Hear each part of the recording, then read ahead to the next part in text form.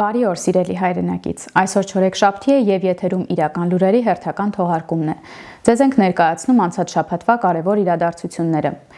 Իշխող կուսակցությունը շարունակում է իր ակտիվ նախընտրական քարոզը խախտելով օրենքի տառը, քանզի պաշտոնական ընտրաշավի ժամանակահատվածը ՀՀ ընտրական օրենսգրքի համաձայն սկսվում է քվեարկության օրվանից 25 օր առաջ եւ ավարտվում է քվեարկությունից 1 օր առաջ ժամը 24:00-ին։ Բացի այն, որ ՀՀ ներկայիս կառավարության վարչապետը ակտիվ քարոզչություն է իրականացնում հանրապետության տարածքում, նաև շարունակում է ակտիվորեն պարգևավճարներ բաժանել կառավարության բարձրաստիճան պաշտոնյաներին եւ ոչ միայն։ Փաշինյանը շարունակում է թալանը 2-ից 5 միլիոն պարգևավճարներ նախարարություններում եւ մարզպետարաններում։ Ընտրություններից առաջ Նիկոլ Փաշինյանը պետական բարձրաստիճան պաշտոնյաներին խոշոր պարգևատրումներ է արել։ News 5 TV AM-ի ձեռքի տակ են հայտնվել փաստաթղթեր վարչապետի աշխատակազմի ղեկավար Արայիկ Հարությունյանի ստորագրությամբ, որոնցում նշված են պարգևատրումների չափերը։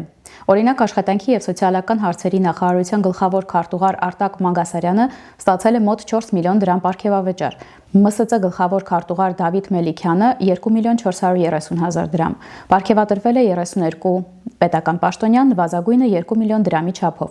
Մոտ 4.5 միլիոն պաշտպանության նախարարության եւ շրջակա միջավայրի նախարարության գլխավոր քարտուղարներին, եւս 4.5 միլիոնի չափով պետական եկամուտների կոմիտեի գլխավոր քարտուղարին, մոտ 4 միլիոն աշխատանքի եւ սոցիալական հարցերի նախարարության եւ առողջապահության նախարարության, կրթության, գիտության, մշակույթի եւ սպորտի գլխավոր քարտուղարներին, մոտ 4.8 միլիոն բարձր տեխնոլոգիական արդյունաբերության նախարարության եւ ԱԳՆ գլխավոր քարտուղարներին։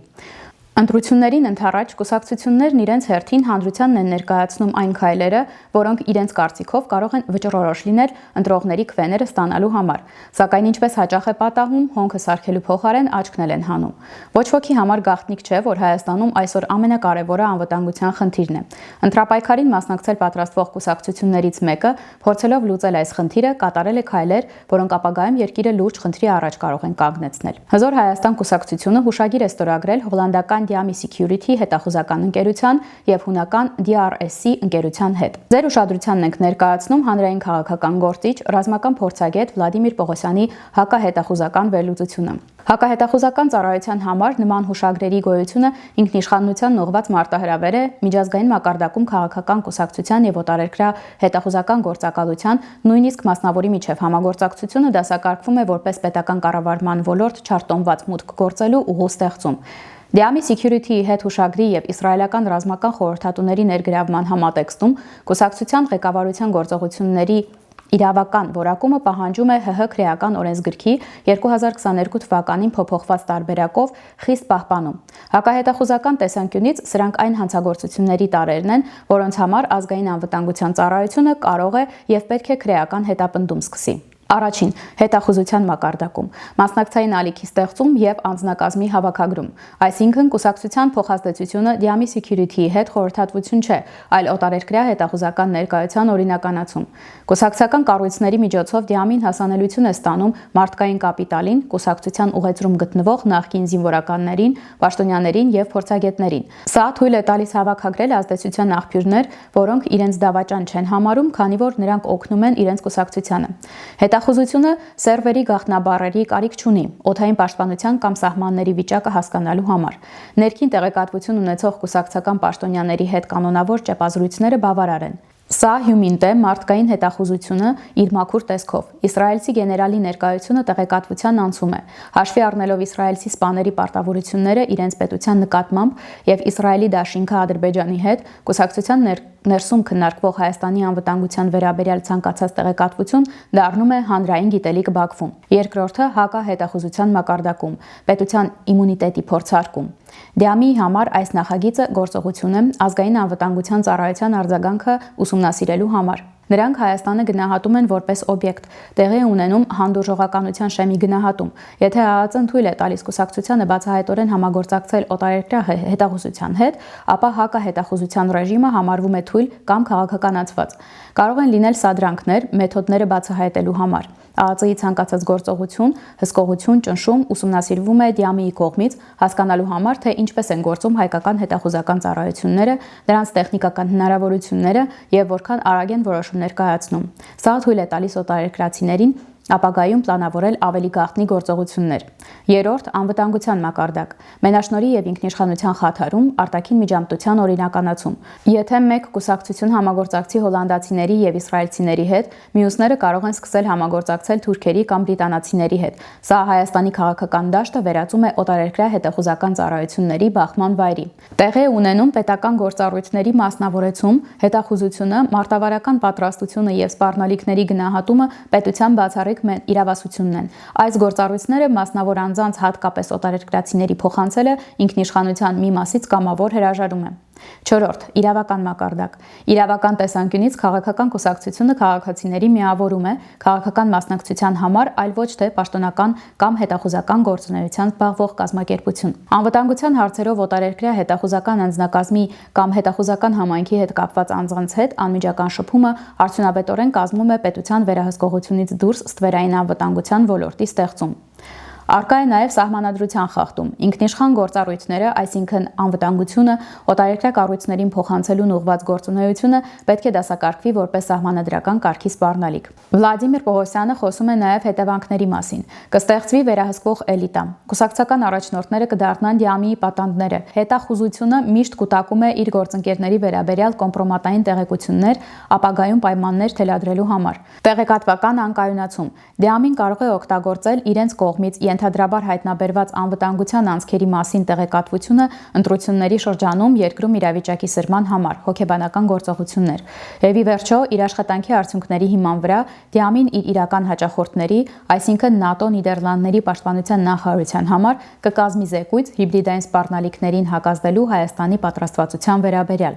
Որն է եզրակացությունը։ Արտասահմանյան հետախուզական գործակալության հետհուշագիր ստորագրելը քաղաքական գործունեության ազատություն չէ, այլ պետականության հիմքերը խաթարելու իրավաբանորեն ձևակերպված գործունեություն։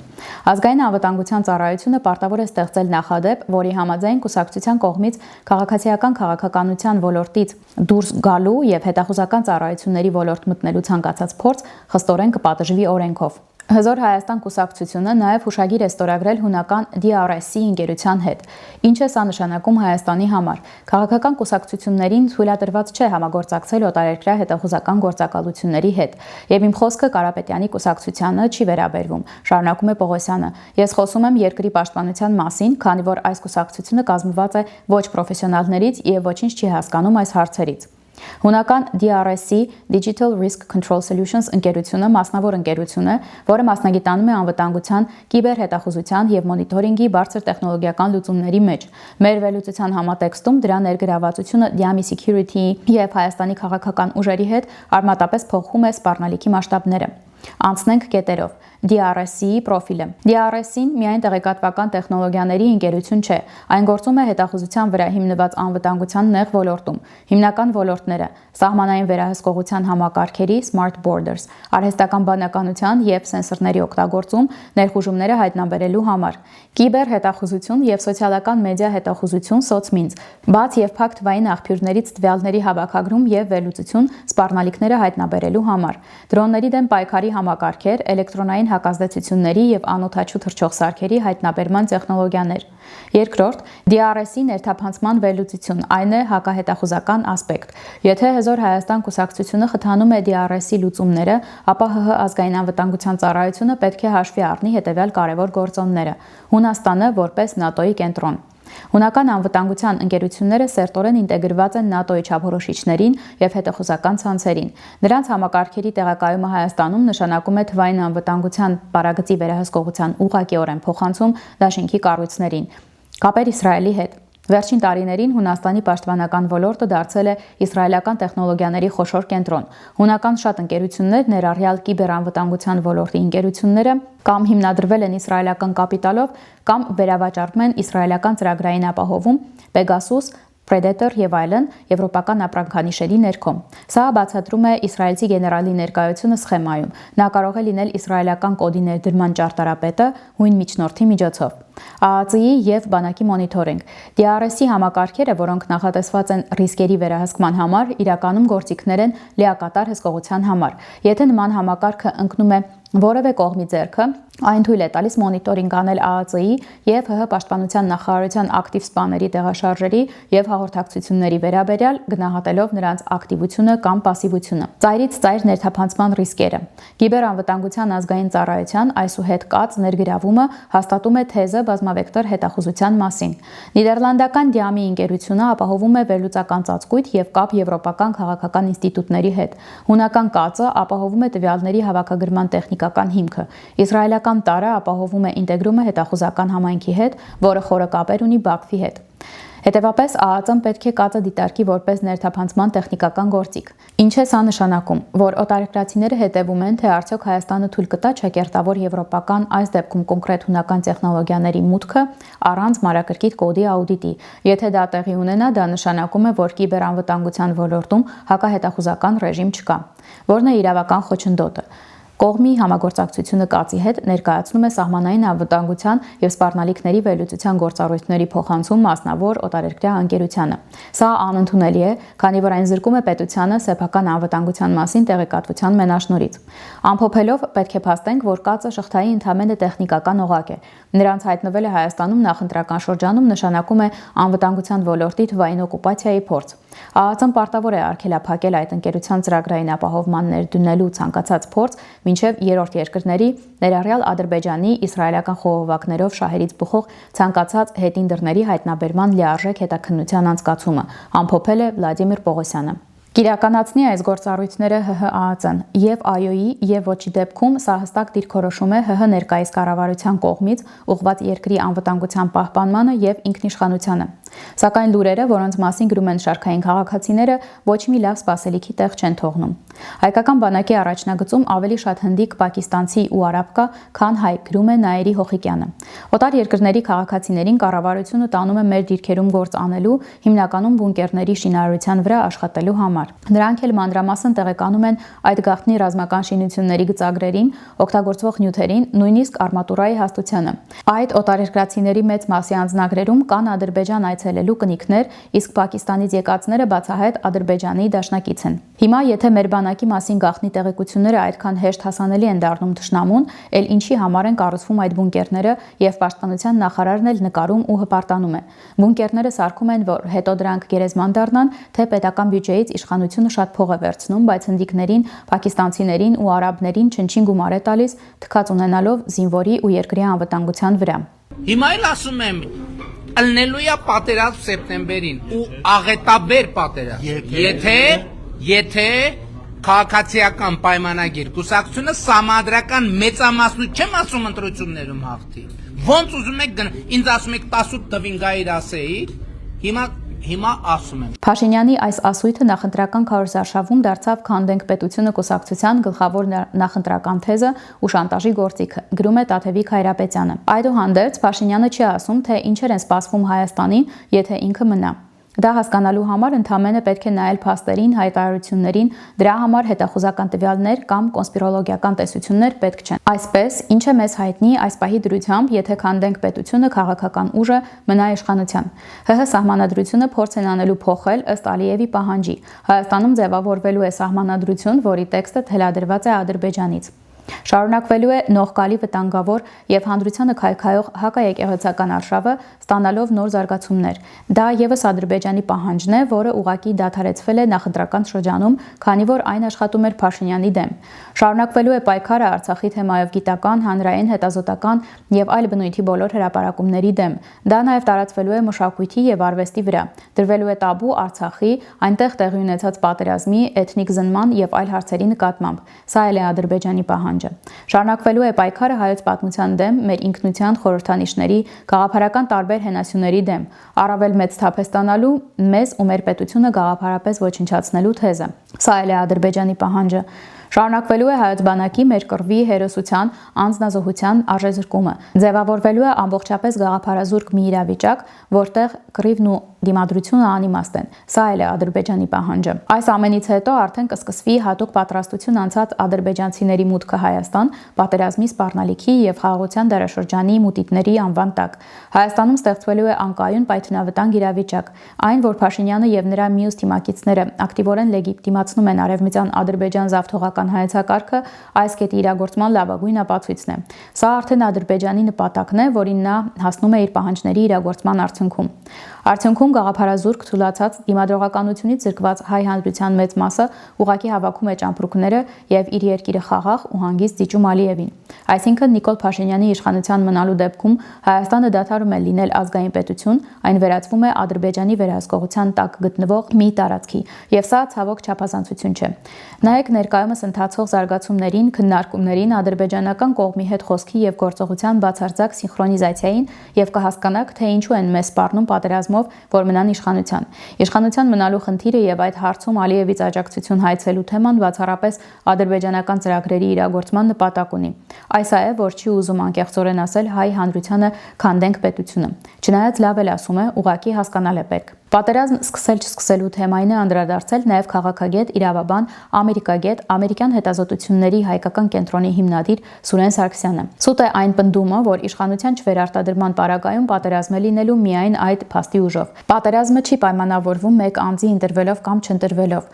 Պատերազմի համար անհրաժեշտ է մի շարք գործոնների համադրություն, ինչպիսիք են տարածաշրջանային գործընթացները, Իրանի եւ ԱՄՆ-ի միջև պատերազմը եւ դրա ձգձգումը, Թուրքիայի գործոնի ամրապնդումը, Ռուսաստանի ազդեցության շարունակական նվազումը, Հայաստանում առկա իշխանության ինքնապաշտպանության կազմակերպման ունայնությունը, ինչպես նաեւ այլ հանգամանքներ։ Իրականում ԱՄՆ-Իսրայել-Իրան պատերազմից չափազանց շատ բան է կախված Ադրբեջանի ախորժակի առումով, ինչը Հայաստանի իշխանության վերարտադրման հետ ուղղակի կապ չունի։ Պատերազմ չի լինի, եթե լինի ուժեղ բանակ, հավասարակշռված դիվանագիտություն եւ կանխատեսելի քաղաքականություն, ինչը նշանակում է, որ իշխանության չվերարտադրվելը այս առումով ավելի նպաստավոր է։ Ինչ վերաբերվում է պատերազմին, ապա այն հրահրելուց առաջ անհրաժեշտ են տասնյակ գործոնների առկայություն, մի շարք նախապայմաններ, նախապատրաստական աշխատանքներ, ակտիվ դիվանագիտական գործունեություն եւ բարենպաստ միջազգային իրավիճակ ու միջավայր։ Փաշինյանի չվերարտադրվելը այդ գործոններից որևէ մեկի վրա ինքնին ազդեցություն չի ունենալու։ Հետևաբար նման ձևակերպումը լոկ մանիպուլյացիա է, եզրափակում է Սարգսյանը։ Ես հաճախ եմ փաստերով ներկայացնում, որ ՀՀ ղեկավարի, Ադրբեջանի ղեկավարի եւ այլ պաշտոնյաների խոսույցները բառացի կրկնվում են։ Ստորև ուզում եմ հիմնական կետերով ներկայացնել, թե որ հարցերում են դրանք կրկնվում, տեղադրում եմ նաեւ համապատասխան ապացույցները, գրում է Տաթևիկ Հայրապետյանը։ Իրական Հայաստանի հարցով, որը համարժեք է Հայաստանի պատմականություն մերժելու խնդրին, նպատակն է ցույց տալ, որ Հայաստանի անկախությունը հորինվածք է ինքնախապեյություն։ Արցախի թեմայով հասել են գրեթե լիարժեք սինխրոնիզացիայի։ Երկուսն էլ մերժում են էթնիկ զտման եւ Արցախի հայերին ներկայացնում որպես անշնորհակալներ եւ փախածներ։ Հայ առաքելական եկեղեցու դեմ արշավը, երկու կողմն էլ փորձում են խեղել մեր եկեղեցու պատմությունն ու առաքելությունը։ Հայոց բանակը, երկու կողմն էլ փորձում են մեր բանակը ներկայացնել որպես փախածների եւ դասալիքների բանակ։ ՀՀ սահմանադրությունը ավելի ստույգ անկախության հռչակագիր է։ ՀՀ պետական խորհրդանիշները առաջին հերթին զինանշան է։ ՀՅԴ կուսակցությունը եւս երկկողմանի թիրախում է։ Եթե համադրում ենք այս կետերը, պարզ տեսնում ենք, որ թե հակառակորդը, թե ՀՀ ղեկավարությունը թիրախավորում են մեր պատմությունը, պետական խորհրդանիշները, եկեղեցին, բանակը, ամբողջությամբ խեղում Արցախի թեման եւ այնտեղ իրագործված էթնիկ զտման փաստը։ Մեծ հաշվով թիրախում ինքնությունն է, դրա հենասյուները։ Պետք չէ Շերլոկ Հոլմս լինել հասկանալու համար, որ սա ոչ թե խաղաղություն է, այլ կոլաբորացիոնիզմ, երբ ՀՀ ներկայիս ղեկավարը ջանք ու եռանդ չի խնայում Հայաստանը Ադրբեջանի պատկերացրած տարածքի վերածելու համար առանց պատմության, պետականության, արմատի, խեղված ինքնությամբ, ստորացված բանակով եւ զրոյական դիմադրողականությամբ։ Հայաստանը ունենալով հզոր քաղաքակրթություն աշխարհում իր ուրույն դերն ունի։ Հզոր պետություններն անգամ հաշվի էին նստում սրա հետ ու մեծ տեղ էին հատկացնում հայկական աշխարհին, հասկանալով նրա կարևորության մասին։ 20-րդ դարի սկզբին այս շարժառիթով էր ԱՄՆ նախագահ Վիլսոնը գծում Հայաստանի քարտեզը։ Միացյալ Նահանգների նախագահ Վուդրո Վիլսոնը 1918 թվականին առաջին աշխարհամարտի ավարտից ամիսներ առաջ տարածաշրջանային քարտեզի վրա կարմիր մատիտով գծեց Հայաստանի պետության սևից մինչև միջերկրական ծովից ծով, դա հենց Հայաստանի համար նախագահ Վիլսոնի օգտագործած եզրույթն է, սահմանը, որն իր կազմի մեջ ներառում էր արևելյան եւ մարևմտյան Հայաստանը, ներառյալ Կիլիկիան եւ Փոքր Հայքը։ Գրել է պատմական գիտությունների դոկտոր Գևորգ Նազարյանը դեռևս 2024 թվականի հուլիսի 20-ին։ Վիլսոնը ցանկանում էր, որ Հայաստանը ունենա հնարավորինս ընդարձակ տարածք իր կազմի մեջ ներառելով հայապատկան բոլոր տարածքները։ Նա նաև ցանկանում էր, որ Թուրքիան սահմանափակվի Փոքր Ասիայի թերակղզու արևմտյան մասով առանց Կոստանդնուպոլսի եւ հարակից նեղուցների, որոնք պետք է լինեին միջազգային ազգերի լիգայի հսկողության տակ։ Վիլսոնը դա բացատրում էր նրանով, որ Թուրքիան երբեք չի հրաժարվելու իր ռազմատենչ իսլամիստական եւ պանթուրքիստական գաղափարախոսությունից կառավարությունից, որը այդ երկրում խորը արմատներ էր գցել, կազմելով թուրքական խորքային պետության հիմքը։ Այդպիսով Թուրքիան, ըստ Վիլսոնի, ի տարբերություն Հայաստանի, երբեք չի կարող արևմտյան արժեհամակարգի եւ քաղաքակրթության մաս կազմել։ Ժամանակը միայն հաստատեց ԱՄՆ նախագահի կանխատեսումը, որը ոչ թե մարգարեական գուշակում էր, այլ կատարված էր սթափ եւ առողջ քաղաքական հաշվարկների վրա, որոնք կազմել էին Միացյալ Նահանգների նախագահի ավելի քան 150 ընտիր մասնագետներից բաղկացած The Inquiry փաստահավաք խումբը։ Իսկ ինչ է կատարվում հիմա։ ՀՀ ներկայիս կառավարությունը ամեն օր հայկական ինքնությունից հրաժարման մի նոր ռեկորդ է սահմանում։ Իսկ հայկական քաղաքակրթության մասին խոսելն այս կառավարության քիմքին ոչ միայն օտար է, այլև անպետք ու անիմաստ։ Ու այս ամենի ֆոնին Ստամբուլում մեկնարկել է խորհրդակցության ոլորտի Stratcom Summit 2026 համաժողովը։ Այս տարվա օրակարգին է անդրադարձել սոցիոլոգ, գիտությունների թեկնածու Հայկ Տրունյանը։ Միջազգային համակարգի քայքայումը, ճգնաժամեր, նարատիվների եւ կարգի որոնում։ Սա էր Stratcom Summit 2026 համաժողովի օրակարգը։ 38 երկրների ներկայացուցիչներ հավաքվել են քննարկելու, թե ինչպես գոյատևել մի աշխարհում, որտեղ տեղեկատվությունը դարձել է նույնպիսի զենք, ինչպիսին հրթիռներն են։ Գագաթնաժողովի հիմնական շեշտադրումները։ Ուժերի դասավորություն։ Թուրքիայի փոխնախագահ Ջևդեթ Ելմազը հայտարարել է, որ երկրորդ համաշխարհային պատերազմից հետո ձևավորված աշխարհի ճարտարապետությունը այլևս չի դիմանում փոփոխությունների տեմպին։ Ուժերի հավասարակշռությունը տեղաշարժվում է ավելի արագ, քան հարմարվում են ինստիտուտները։ Արհեստական բանականություն եւ ապա տեղեկատվություն։ Որպես գլխավոր սպառնալիքներից մեկը նշվել են նեյրոցանցերը, ԱԲ-ով բովանդակությունը, AI content։ Ժամանակակից պատերազմները հաղթում են ոչ միայն մարտի դաշտում, այլև սմարթֆոններում, իմաստների մանիպուլյացիայի միջոցով։ Ինչպես դիպուկ նկատել է Բուրհան Թիդուրանը, այսօր սպառնալիքները մեր աշխարհ են ներխուժում ոչ թե տանկերով, այլ թրենդների միջոցով։ Ճշմարտության պաշտպանությունն այժմ նույնքան կարևոր է, որքան ֆիզիկական սահմանների պաշտպանությունը։ Մերձավոր արևելյան հանգույցը հատուկ ուշադրություն է դարձվել Իսրայելի եւ Իրանի շուրջ էսկալացիային, լարվածության սրմանը։ Թուրքիան շարունակում է պնդել կրակի անհապաղ դադարեցման անհրաժեշտությունը, ընդգծելով, որ խաղաղությունը անհնար է առանց արդարության։ Թուրքիան իրեն դիրքավորում է որպես առանցքային միջնորդ, որն ունակ է խոսել թե արևելքի, թե արևմուտքի հետ։ Գագաթնաժողովում ընդգծվեց, ռազմավարական հաղորդակցությունն այլևս պարզապես PR չէ, այլ ռիսկերի կառավարման եւ գլոբալ քաոսի պայմաններում պետության գոյատևման գործիք։ Աշխարհն ավելին է, քան 5-ը։ Մարդկությանը պետք է խաղաղություն, իսկ խաղաղությանը արդարություն։ Թուրքական դիվանագիտության այս կարգախոսը դարձավ ողջ հանդիպման լեյտմոտիվը։ Քանի դեռ հայկական աշխարհը կենտրոնացված է գոյատևման հարցերի վրա, Թուրքիան ձգտում է ստանձնել միջնորդի դերը, ձևավորելով նոր քաղաքակրթական մոդել եւ ըստ էության հավակնելով այն առաքելությանը, որն ավանդաբար վերագրվում էր հայկական քաղաքակրթությանը։ Եզրափակում է Հայկ Տրունյանը։ Դե ինչ, սիրելի հայրենակից, ընտրություններից առաջ այս ամենի մասին մեկ անգամ եւս մտածելը խիստ անհրաժեշտ է։ Չէ՞ որ յուրաքանչյուրիս քվեից է կախված, թե վաղը որտեղ եւ ինչ կարգավիճակում կապրի մեզանից յուրաքանչյուրի զավակը։ Ալիևյան արևմտյան Ադրբեջանում, թե հայկական քաղաքակրթության բնորան Հայաստանում։ Ընտրությունը քոնն է։